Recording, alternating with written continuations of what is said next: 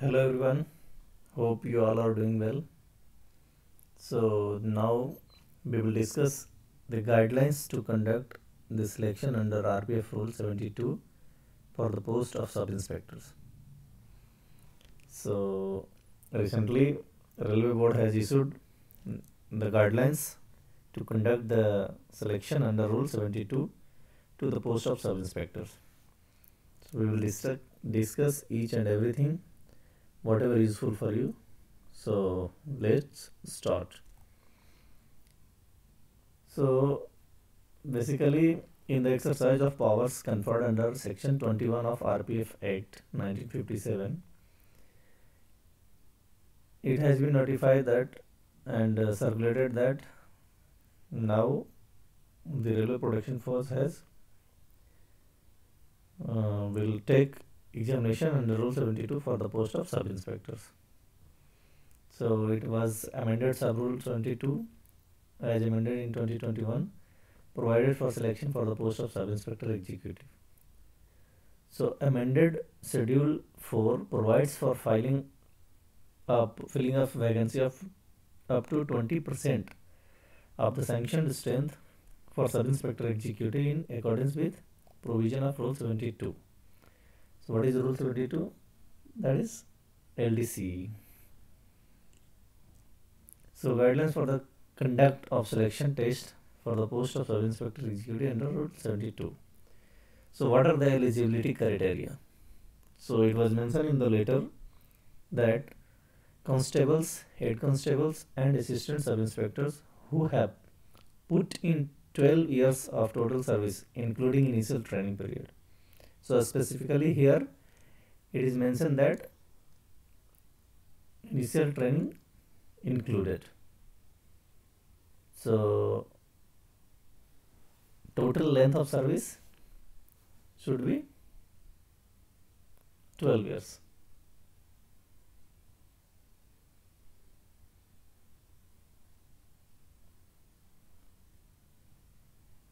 And second one is the candidates are not more than 45 years of age on the date of notification. So there is restrictions of age. So the staff, that means constable, head constable or assistant sub-inspector, must not be more than 45 years age on the date of notification. And this third one is 3 chances are to be given for promotion under Rule 72. So what are the eligibility criteria? So constable, head constable, assistant sub-inspector having 12 years of service first, and candidate age below than 45 years, and there will be 3 chances.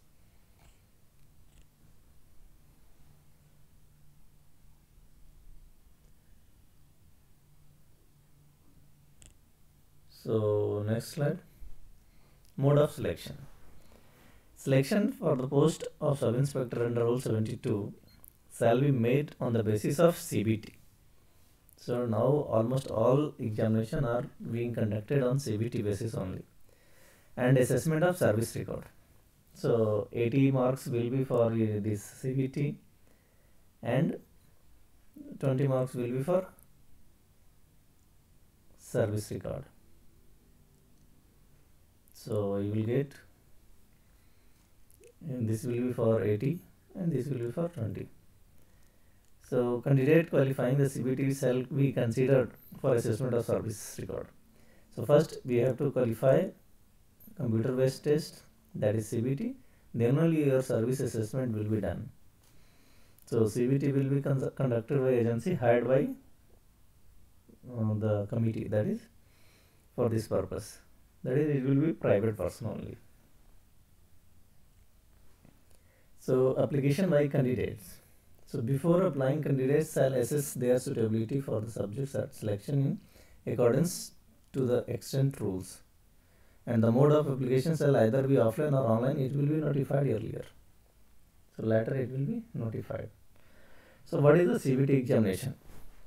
So as per the letter issued by Railway Board, the CBT examination shall be 90 minutes duration. Date and timing of CBT in General Railway shall be same. So almost all zone, they will be conducted examination on same date only. So if any zone number of candidates cannot be accommodated in one CBT center, so 2 or more CBT centers should be engaged. So some zone like Western Central and East Central and South Central also, if the candidates are higher than the one centers, so 2 or 3 centers may be engaged. And venue and timing of the CBT shall be fixed in consultance with the hired agency depending upon the number of candidates. So number of candidates will only decide how many centers are there and what are the agency will be hired. So the hired agency shall make all the logistic arrangement including CCTV recordings also. Nowadays it is common, without CCTV no any examination is there, so the agency will do all these things. The nodal PCSC shall nominate RPF officer not below the rank of senior scale to act as observers at CBT centers. The observer may take one group C ministerial staff of his choice as supervisor to assist him during CBT.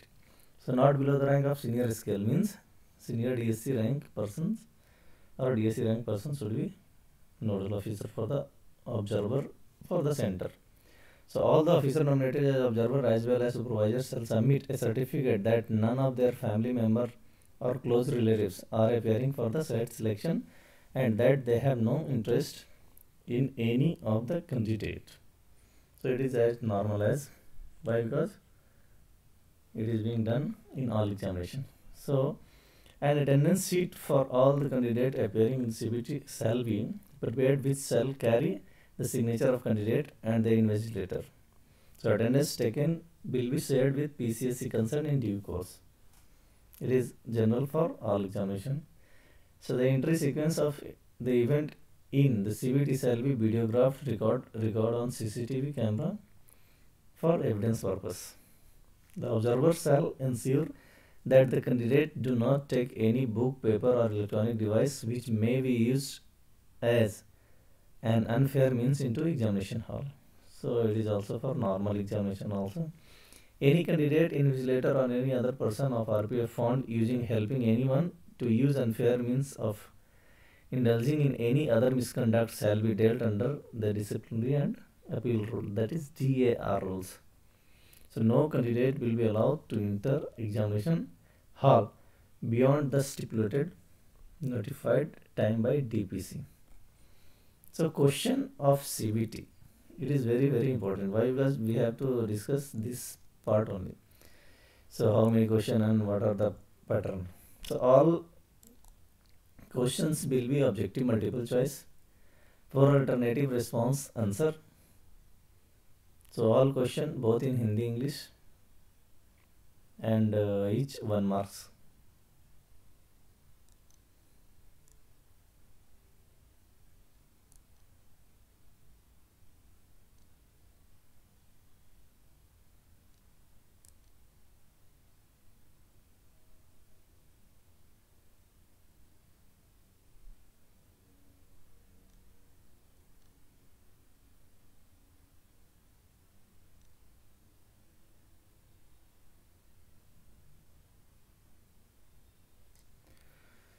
So questions shall appear on screen of computer in such a way each candidate get the same set of the questions and has same 4 options for answer, but both the questions and answer are differently serial numbered. This will ensure that no 2 candidates will have the same sequence of exam questions. So not only this, sequence for 4 options for answer shall be different for different candidates. This arrangement will leave no scope candidate for copying with each other. So basically this has been made for only to avoid copying from each other. So the very very important thing is your question paper shall consist of 80 questions and candidates should be asked to attempt all questions. So questions shall be of following nature. So we have mentioned like what are the questions we will ask. So 8 questions will be asked on Rajbhasha. 10 questions will be for general awareness. 10 question for basic knowledge of mathematics, and 10 question for general intelligence or reasoning, and 42 questions remaining, all 42 questions each of our departmental syllabus. So we have to complete IPC, CRPC, Evidence Act, RPF Act, Railway Act, Major, Minor, and other minor acts, Human Right, Constitution, Juvenile Justice Act, NDPS, RTI, and almost all sections, whatever day-to-day working is dealing with RPF. And in accordance with the instruction guidelines, chairperson shall set question paper based on the above topic only. So whatever the topic we had discussed, only basing on that the question will be set. And fifth, the candidate shall be awarded one, here is negative marking, 1 marks for each correct answer, and 1/3 marks will be deducted for each incorrect answer. That means negative question. And no marks shall be awarded or deducted for question not attempted. It is as simple as. And record of service. So within 15 days circulation of eligible candidates concerned, PCSE shall forward APR record of preceding 5 years of all the candidate of their zones. So it is very, very important. If you are having good character APR, then you will get 20 marks out of 20. And if you are having something in some year, so you will lose your marks. So as per provided under Rule 71.2 of RPF Rules 1987, a maximum 20 marks will be allotted to for the assessment of recorded service. So PCSE cells must supply a tested copy of APR to the selection committee. PCSE cells further certified that the copy submitted of APR has been provided to the staff concerned and their representation, if any, have been disposed of. So what are the marks or marks allotted? So the record of service shall be assessed by taking into consideration of APR annual assessment entry in the CSR of preceding 5 years of those candidates who qualify CBT. So maximum marks allotted: outstanding 4 marks, very good 3.5 marks, good 3 marks, average 2.5, below average no marks. So when one or more APRs have not been written in region, this instruction has been given. If not written, then last one will be treated as your current APR. So preparation of selection proceeding. After completion of this examination, committee will be deciding to draw all proceedings and should be left know someone who not a member of department or promotion committee. So in case of 2 or more candidates secure equal marks out of total 100 marks, that is 80 plus 20. So seniority will be taken into consideration in such cases. Thus the candidate higher in the seniority shall be placed above his junior in the panel. There should be no cutting off or writing proceeding. Strict compliance to the guidance issue time to time in respect of reservation in promotion should be adhered to while preparing the promotion panel. Some general instructions are also mentioned in this letter. So whenever DPC is constituted, nodal PCC or IG shall make available to relevant guidelines and concerned circular DOPT, Ministry of Railway, Railway Board to DPC well in advance. So all instruction has been given. You can refer this. So DG may notify is modify or alter of any of the instruction as per some circumstantial exigency. So our DG name is also very, very important, Sanjay Chandan, Director General RPF. So hope you all understand this letter and guidelines, and you will definitely understand what are the instruction given for the examination. So go through this and prepare as much as you can do. So work hard and get qualified in this examination. Thank you. All the very best. Good luck.